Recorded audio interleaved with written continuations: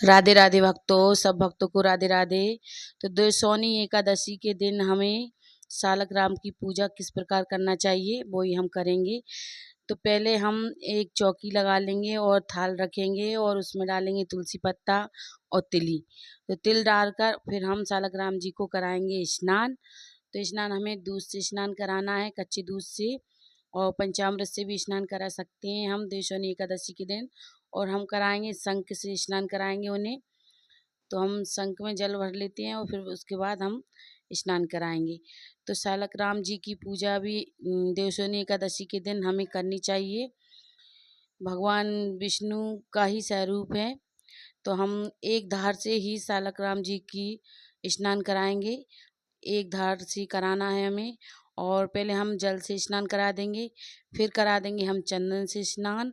और लेडीज़ सालग्राम जी की पूजा नहीं करती हैं, यानी कि औरतें नहीं करती हैं। और फिर हम कराएंगे चंदन से स्नान। और चंदन से स्नान कराना है हमें ऐसे इस तरीके से एक धार बांध लेंगे, उसी प्रकार से हमें सालग्राम जी की पूजा करना है, स्नान कराना है। और हमारे जी सालग्राम जी बहुत पुराने हैं, तो हम इन्हीं की पूजा करते हैं। और फिर करा देते हैं हम दूध से स्नान। देखिए इस प्रकार से हम दूध से स्नान करा देंगे।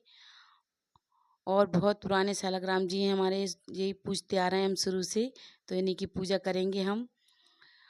और फिर उसके बाद कराएंगे हम शुद्ध जल से स्नान। तो शुद्ध जल से स्नान गंगा जल डालकर ही हमें कराना है।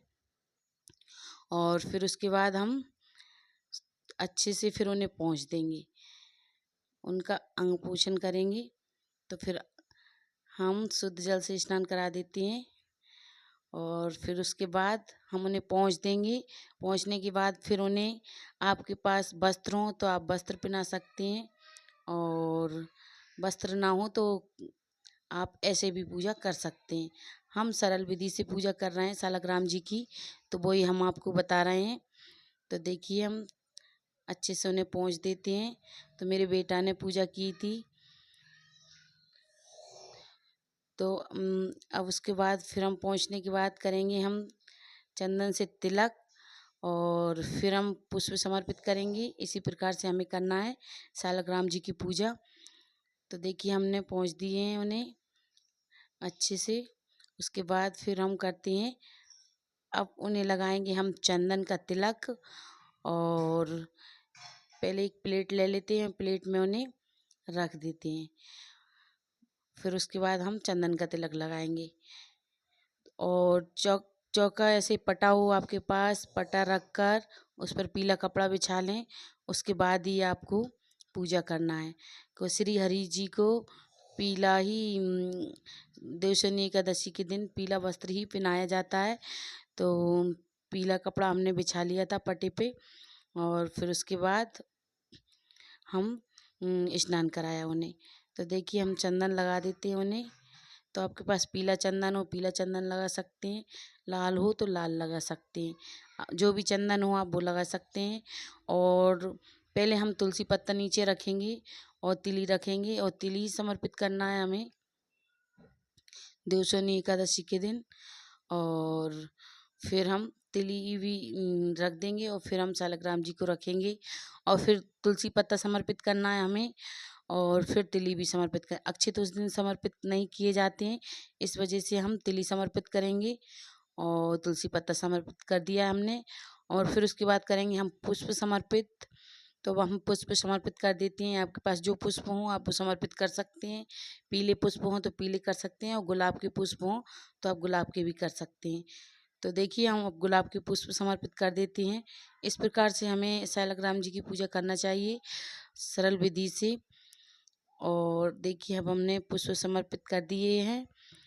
और जो भी पुष्प हों आपके पास, सफ़ेद हों, पीले हों, लाल हों, वो कर सकते हैं आप। हमें सालग्राम जी की पूजा एकादशी के दिन, देवशनी एकादशी के दिन ज़रूर से करना चाहिए। और फिर हम दीपक को प्रज्वलित कर लेते हैं।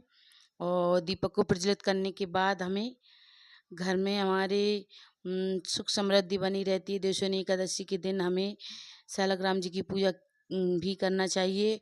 और तुलसी माता की भी पूजा हमें करना चाहिए देवशोनी एकादशी के दिन।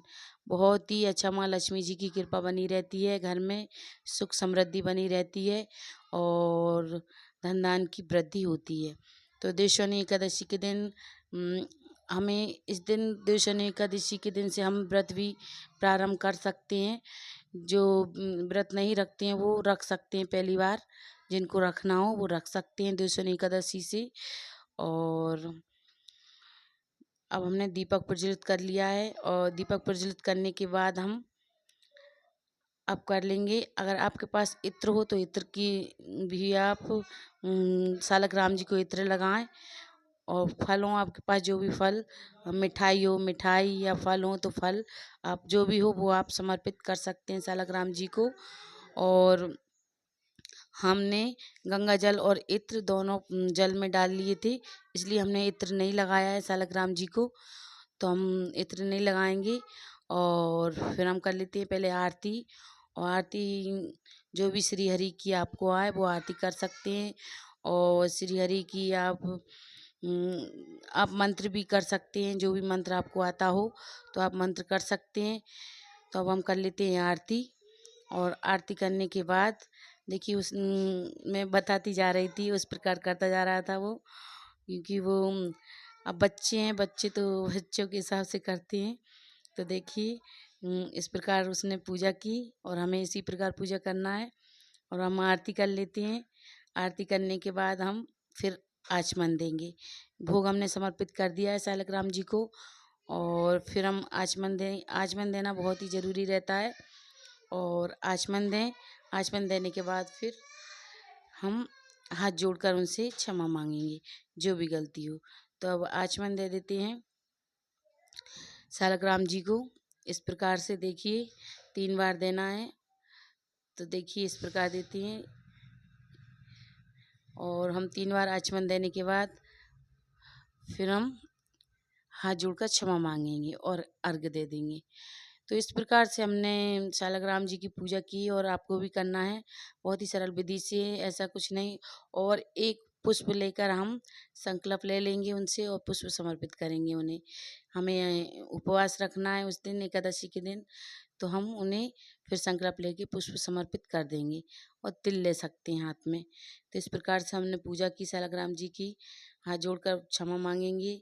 और जो कुछ गलती है उसके लिए, अगर मेरी छोटी सी वीडियो आपको अच्छी लगी हो तो वीडियो को लाइक करें, चैनल को सब्सक्राइब करें और कमेंट में राधे राधे ज़रूर से लिखें। लाइक करें आप और राधे राधे लिखें हमें कमेंट में। तो राधे राधे, हरे कृष्णा।